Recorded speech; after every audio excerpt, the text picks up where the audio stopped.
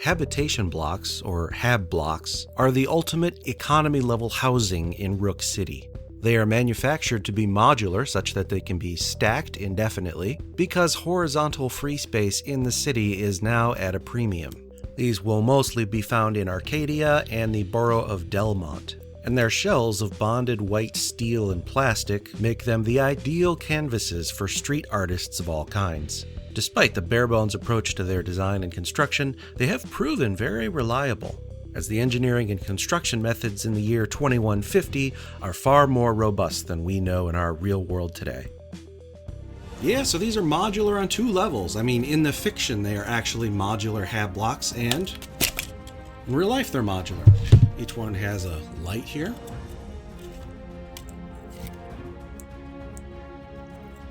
Can't see that because of this floodlight behind me. But anyway, let's build us an oppressive neighborhood devoid of personality, specifically designed to suck the life from you. And remember, if you're a 3D printer, you must check out Heroes Horde and their outstanding selection of models for your tabletop gaming, including the original True Tiles lines. So we begin, as we so often do, with double corrugated cardboard. Excellent for structure. I'm measuring out some 4x4 inch squares and then using a compass to draw 1-inch curves at 2 of the corners. Like this. Cutting curves in double corrugated cardboard can be tricky. You do it with a lot of light passes with the knife. However, these are just structural and they're not going to be seen, so I'm okay if they get crushed a little bit, and I just use my kitchen scissors. And I decided to make these total of 3 inches tall, so the inner structure pieces are 2.5. Just some rectangles, and all this gets hot glued together. For the interiors, I'm going to go the print and paste route. I went to Google image search and just went cyberpunk apartment. Of course, a lot of stills from the video game showed up, but those are fine to use. So I assembled these and printed them and glued them to some cardstock, then cut out that cardstock and hot glued it to the double corrugated on the inside. Once again, LEDs. I'm using a mixture of blues and pinks and reds and oranges, and I'll just pair these up randomly to get some variation in the glowing windows. I also painted the floor and ceiling with a metallic silver. This is just to help light bounce. You really won't see it once the walls are up. Now the walls were a little tricky. I'm going to get into a little bit of nitty-gritty detail here because this was after several experiments gone wrong with how to build this so that it's strong. Alright, so I cut a 3-inch strip of cardstock. This is like food box grade cardstock, that kind of thickness. Then I used my palm and dragged around it to kind of induce a natural curve in the grain of the cardstock. And I cut out the window. It's something like less than 2 inches by less than 2 inches. I also took the light gray that I intend to use later and hit the inner sills so that they don't show that cardboard brown. They'll match the wall later on after the window is on. A lot easier to do this now than to try and not nick the clear plastic, which is what I attach next. A square of plastic cut slightly larger than the window and attached with some thin beads of hot glue. Super glue is a little brittle and it can cause the plastic to cloud as it cures.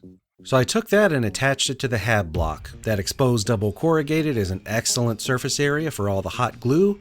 So this is hot glued on and the excess is lopped off. Next, I traced out, not measured, but traced out a cap for the roof on graphics medium chipboard.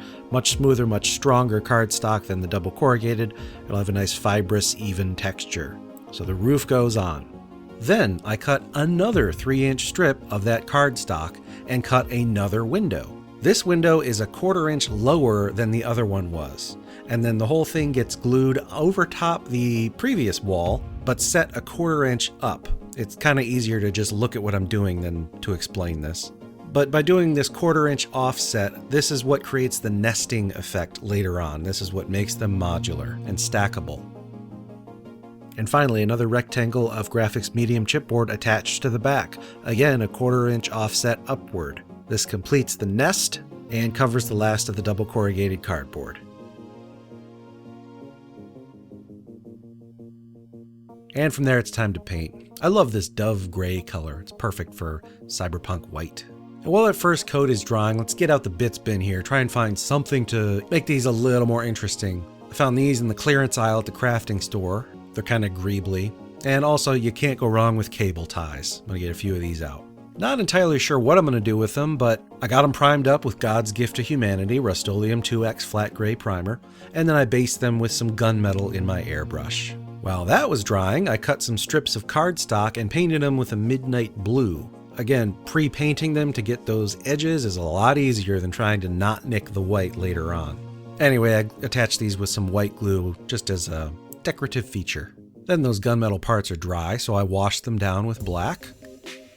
And while that is drying, I worked on some graffiti.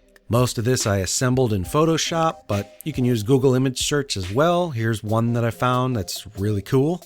And this water slide decal paper I got off Amazon. It's linked in my recommended products below. Just make sure you follow the instructions for it. After you print, you need to spray it with some clear sealer. Otherwise it just dissolves.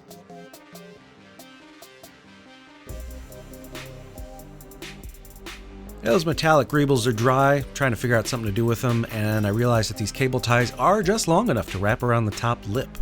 This in turn will also make them very strong, because again, all of the tension under nesting, which is going to be there because these are cardboard, they're imperfect, but that edge will be protected if this plastic zip tie is glued around, so I attached it with super glue. Here's another terrain crate box I found in the clearance aisle at the friendly local gaming store. Lots of doors. I'm going to use these. Their stands are two-sided, but I'm just going to lop off one side with some shears. Nice. Once again, I primed and painted these up separately, glued them on once they were totally done and dry. And in addition to the graffiti, I'd like a whole bunch of flyers and posters and stuff, tattered and aged, attached haphazardly. Here again is the same collection that I used for the MSM Reactors video. This was assembled by Stephen Henderson of Mindless Telepathy Designs. So once again, appreciate that from him.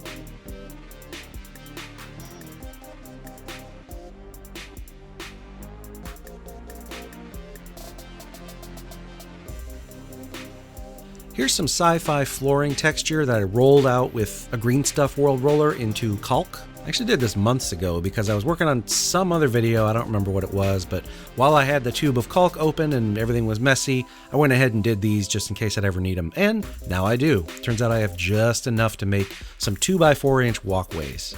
I cut out a bit of it, that's where the ladder will be, that's where the user would climb up to get to their hab block. So these are basically like porches. And those other rod things from earlier, I'm going to glue these one to each side. And now we have nice porches. Sweet. So the undersides of these have large holes cut out to access the battery and change it out for when it dies. But that means that in the center of each roof, I should be able to put a feature because it'll go up into the bottom of the one on top. So I did. And then the tried and true dollar store hair curlers. I chopped these down to get ladders. And once again, primed, painted, and washed before attaching them with white glue. So once the painting's done, the graffiti is on and dried, the posters are on and their glue is dried, I took my black wash, which is just very, very watered down black paint, and slathered it all over the entire piece. So age it down, tie it all together a little bit.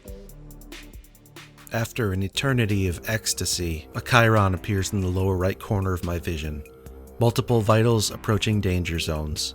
Automatic shutdown imminent. Damn it. I'm at once pissed off and relieved. I know I don't have the willpower to stop, and I know that would surely get me killed, but the emotive viewer's safeguards are not in the interest of the user's health. No. The fact is, a dead customer can't keep paying subscription fees to use the damn thing, and that's no good for Deep Row Horizons, thus, automatic shutdown. As the screen fades to clear, I can see the ceiling of my hab block again. The clock reads 15:50. I was under for 9 hours. Or 33. Had to be one of the two. Before I can check the date, all my senses rush back to me, and I go down hard as an axe blade of a migraine bisects my brain. Yep, was definitely 33. The next few minutes are not exactly a portrait of dignity.